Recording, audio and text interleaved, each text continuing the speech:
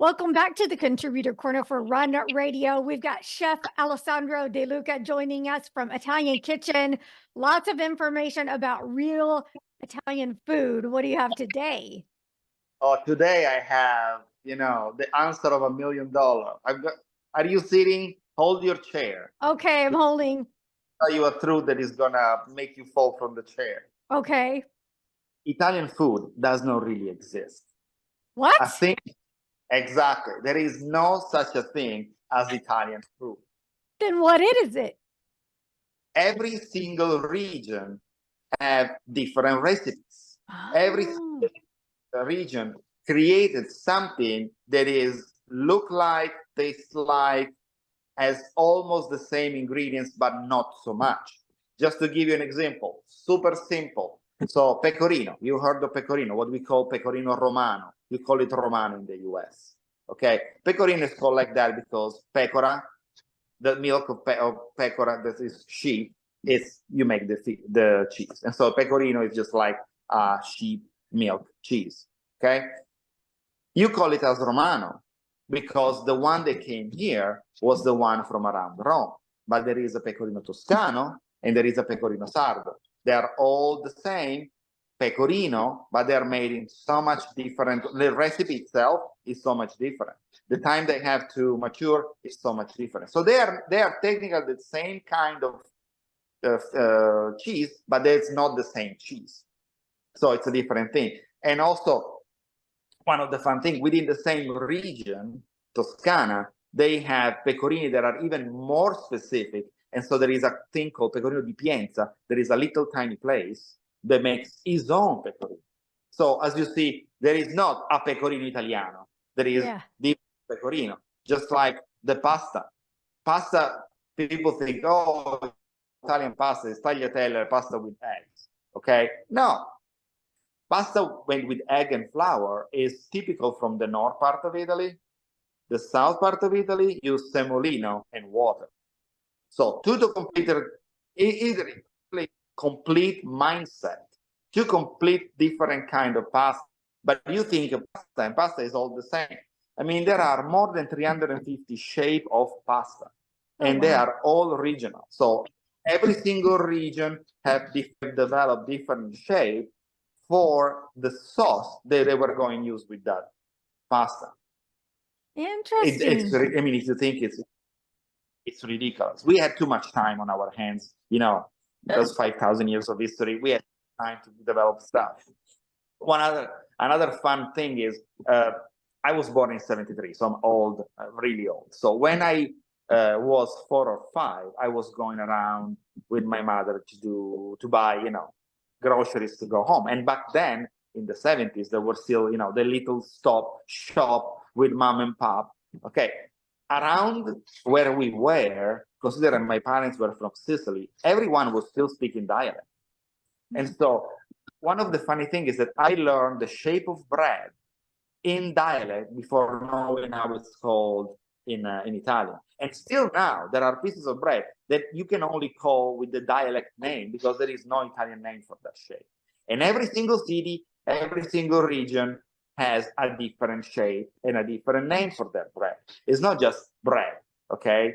I mean, in Torino, we have la biova. In Milano, they have la michetta. In Sicily, they have la mafalda. Every single place where you go, you have a different set of bread. So is it Italian bread? Yes. But again, there is no Italian bread. When you think of Italian bread, nothing should come to your mind because there is so much variety. The same with pizza. You think, oh, pizza. You guys invented pizza. There must be one pizza. No.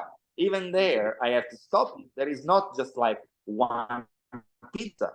There is the pizza that you think of, it's in Naples, but as long as you go up and down in Italy, the pizza in Naples has thick, the cornicione, the thing around is really thick, and the pizza is thin. If you go to Torino, the pizza is totally different. It's all thin. There is no much cornicione around. Okay, and if you go to Rome, they don't eat that much pizza. They have what they call pizza romana. That is totally different. And you have focaccia, where places they didn't have pizza because, I mean, tomatoes was not something common up north. Oh. So people, they have focaccia. That is just one. People in the South, they make 2 slices of bread dough and they put stuff inside, and that's called a schiacciata. So every single place has different kind of thing, because the evolution of food follow the evolution of the people, follow what was available, what was not available.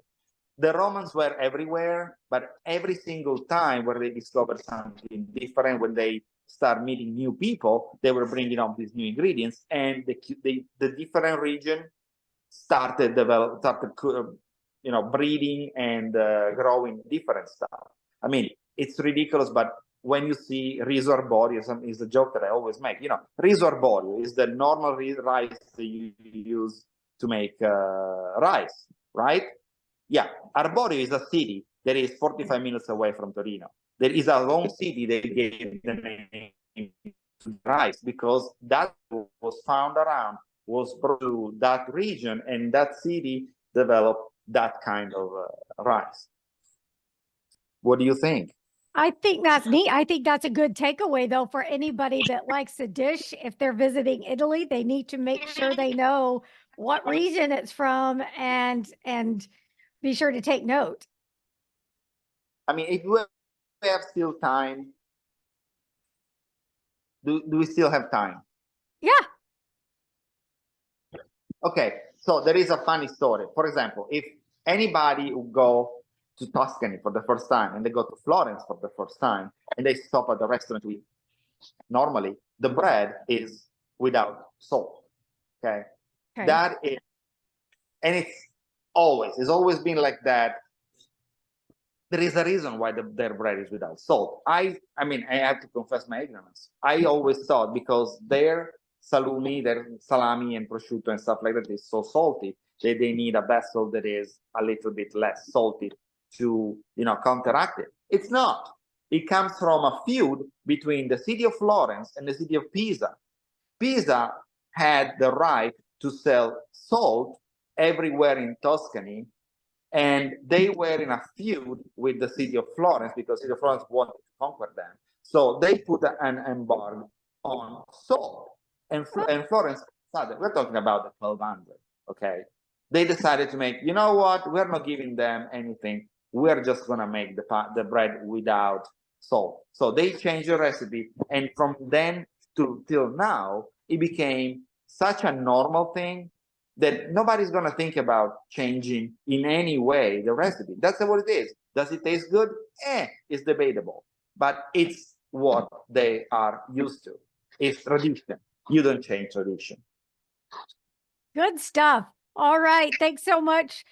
Be sure you're following Italian Kitchen and Chef Alex De Luca. You can learn more at runradio.net.